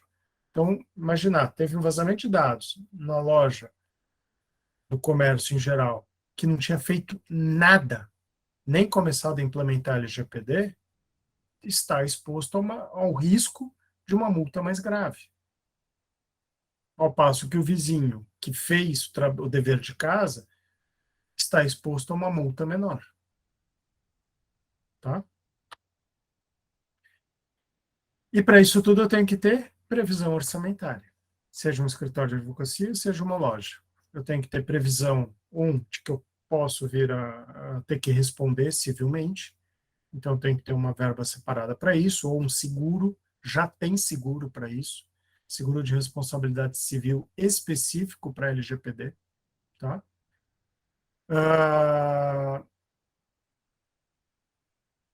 Para implementar a própria norma e para acompanhar ela, e todo o custo aí de transação de você ter essa segurança by design, né? Ou seja, de você ter implementado e prever a contratação de software, gente para monitorar, tem que ter previsão orçamentária para isso, né?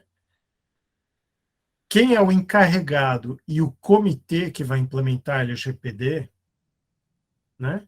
Então, além disso tudo que a gente já conversou aqui, ou seja, notório conhecimento jurídico da lei, do Marco Civil da Internet, do Código Civil e das demais normas incidentes, eu ainda tenho que ter conhecimento do negócio, como é que é o fluxo do processo do meu cliente, seja ele interno ou externo, então quem é de departamento jurídico, meu público interno todo, quem é de escritório, como que funciona o meu cliente externo. Eu tenho que ter, sim, uma noção de finanças, de contabilidade, da área fiscal, de negociação. Eu tenho que saber liderar pessoas, porque eu estou falando de um comitê. Tá? E para isso, quando eu falo em pessoas, comitê e crise, eu tenho que trabalhar com o que está aí, IE, inteligência emocional. Eu tenho que, sim, trabalhar com inteligência emocional, para não espanar todo mundo. Resiliência, saber leitura de ambiente, entender o que está acontecendo, os fluxos internos, como é que eu posso me antecipar, né? Ser mais preditivo. Uau, até aqui já cansou, né? Um monte de coisa. Portanto, é o jurídico atuando de uma forma estratégica e como um centro de informações. E não mais, seja escritório, seja departamento jurídico, como um jurídico passivo, que trabalha por demanda. Não, eu tenho que ser proativo. E para isso eu também vou ter que inovar e ter tecnologia, à medida do possível, à medida do meu orçamento, à medida da minha verba, né? É interessante que eu tenha equipes multidisciplinares. Eu vou precisar contratar alguém de TI? Talvez, vai depender do meu porte. Mas eu posso fazer uma parceria com uma empresa especializada. Cada um ganha de um lado e vamos trabalhar juntos. Não me onera fazer isso. Muito pelo contrário, vou criar novos negócios, né? Ser de fácil comunicação, portanto, sem juridiquês, data vênia, deixa para lá, né? Doutor isso, doutor não. Vamos melhorar o processo comunicacional para agir de forma preventiva, preditiva e precisa. Não adianta ficar abrindo demais o leque. Tem que ir no ponto, tá? Ou seja, um jurídico como defensor dos interesses corporativos, da empresa, dos seus dirigentes, de todos os stakeholders aí envolvidos. Ufa! Enfim, fazer isso tudo, a gente tem que realmente ser aí um super-herói, né? Mas essa é a missão de quem está lidando com isso no dia a dia. Tudo bem? Dúvidas, desesperos, angústias? Alguma questão que não ficou claro? Alguma questão que não abordei que vocês queiram enfrentar aqui?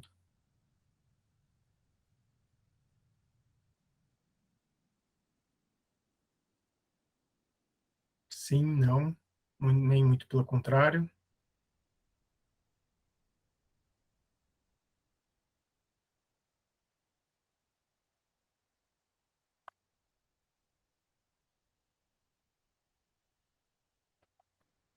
Né? O professor Romeu está reiterando aí que ele enviou o link das gravações, né? E também deixando à disposição aí a churrasqueira dele, a geladeira para a gente atacar e tudo mais. Com certeza. Gente, fico à disposição de todas e todos, já agradecendo antecipadamente aqui ao doutor Juliano, ao professor Romeu pelo convite, pelo desafio, né? Enfim, estamos aí. Resumir não, né? Na aula de LGPD em 2 aulas, né, Rodrigo?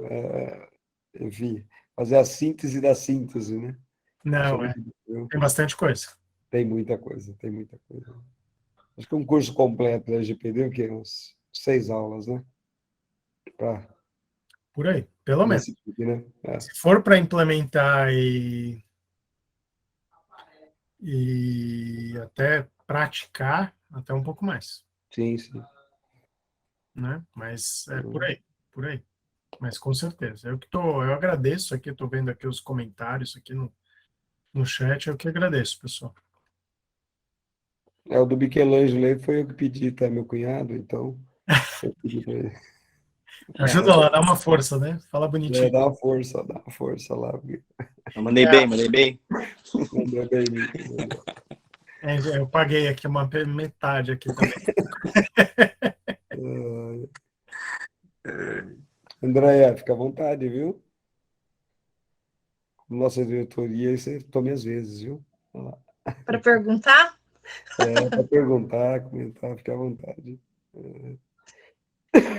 Agradecer ao doutor Rodrigo, ao professor Romeu, todo mundo que participou aqui, em nome da diretoria, né? O pessoal não pôde estar presente, mas justificou a ausência, que eu sei. E é sempre muito bom a gente contar com conhecimento, mas, acima de tudo, com conhecimento qualificado, né? O professor Romeu sempre preza muito por isso, E nós aqui da subseção, desde 2019, somos agraciados por essas palestras e cursos, enfim. E o doutor Rodrigo supriu todas as expectativas, superou todas, muito claro, foi muito esclarecedor, realmente. E é uma questão de interesse geral, né? Afinal de contas, nós trabalhamos com dados o tempo todo. E na verdade, assim, eu só queria, antes de encerrar, fazer os agradecimentos finais, perguntar como que se compatibiliza essa questão, porque a gente tem, por exemplo, empresas que são especialistas em análise de riscos e, enfim, a gente tem uma famosa empresa que atuou e até bem pouco tempo atrás aqui no Brasil, e um dos nichos era essa questão envolvendo a questão da espionagem de dados e tudo mais. Enfim, como que fica isso diante dessa questão da proteção de dados? Porque a atividade dessas empresas, de um certo modo, está protegida também, né? Toda vez que você tem deixa eu só, André, se ficou claro a pergunta para mim, mas se não é exatamente isso, você me corrija, tá?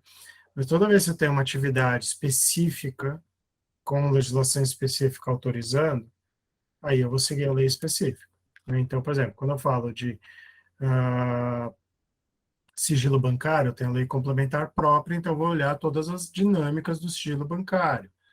Quando eu estou falando de uma dinâmica própria de cybersecurity sobre a ótica técnica, eu vou olhar a ISO 27000 e 27001, né? Se eu estiver falando dessa área de investigação, por exemplo, financeira, existe uma série também de acordos e convenções internacionais que fazem com que essa questão, por exemplo, do sigilo bancário, ela cada vez mais, sigilo bancário e fiscal, tá? Ela cada vez mais seja uma lenda urbana, né? Por quê? Porque eu tenho leis aí prevendo questão de lavagem de dinheiro, de compartilhamento de informações entre nações, justamente para evitar a questão de desvio de dinheiro vinculado a tráfico de drogas, tráfico de pessoas, tráfico de órgãos, e por aí vai, né?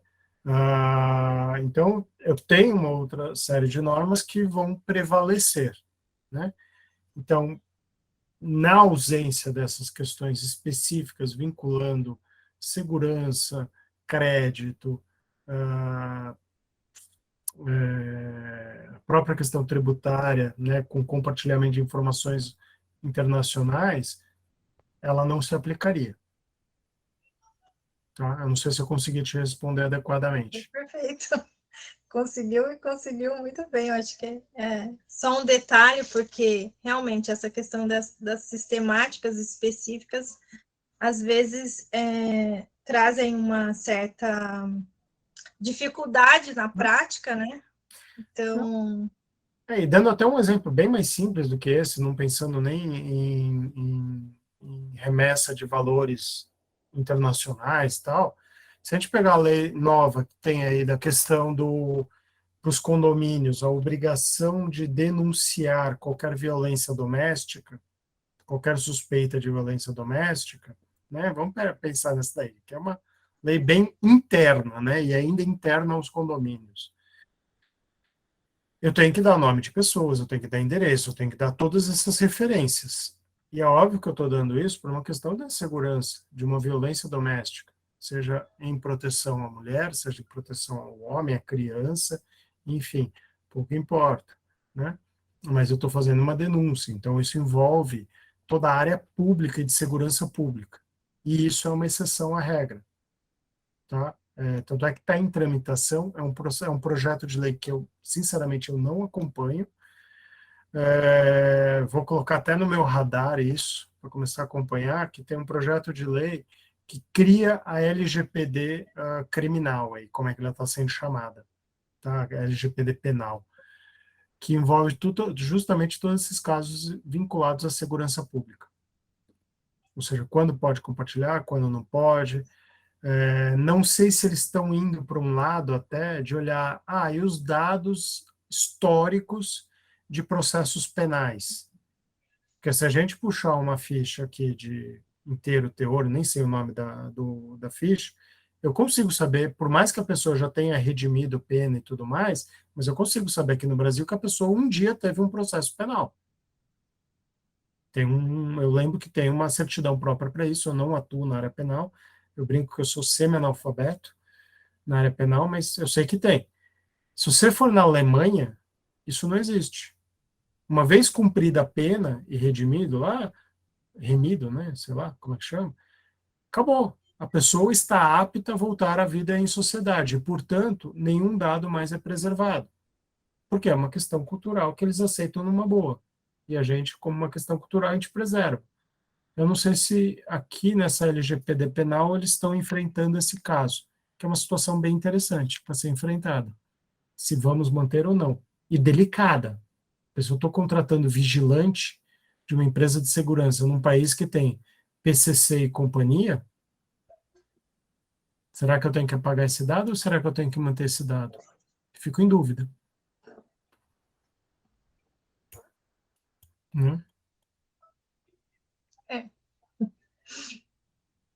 São interesses, né? Que se sobrepõem, né? Eu acho que aí essa questão da interpretação fica bem a critério da necessidade, da adequação. Realmente Se colocar as comissões aqui de advocacia empresarial com a comissão de direitos humanos para debater isso, vai dar um pau legal. Com certeza. Com certeza, provavelmente.